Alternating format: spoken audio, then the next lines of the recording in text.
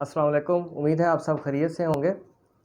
अक्सर वो हज़रात जो किसी भी लिटिगेशन में इन्वॉल्व हैं फैमिली नौयत की, जिसमें हस्बैंड जो है उसके ऊपर केस कर दिया उसकी वाइफ ने, ख़र्चे का स्पेशली, जिसमें बच्चे का ख़र्चा भी इन्वॉल्व है और जज साहिबा ने बच्चे का ख़र्चा इंटरम की शक्ल में लगा दिया है।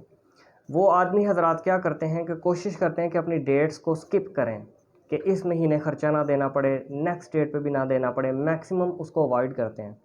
लेकिन उनको ये मालूम नहीं है कि नुकसान दर हकीकत उनका ही है। आप एक महीने ख़र्चा जो है नहीं देते तो वो नेक्स्ट डेट के ऊपर पड़ जाता है। आप नेक्स्ट डेट नहीं देते, वो तीसरी डेट के ऊपर भी ट्रांसफ़र हो जाता है। आप उस खर्चे से बच नहीं सकते।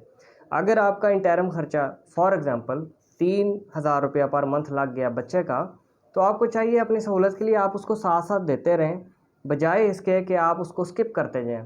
अगर फॉर एग्ज़ाम्पल 3000 रुपया पर मंथ के हिसाब से आप नहीं देते और 3 डेट्स मिस कर देते हैं, तो वो 3 माह बाद 9000 की शक्ल में कन्वर्ट हो जाएगा और आपके लिए ही मसला बन जाएगा।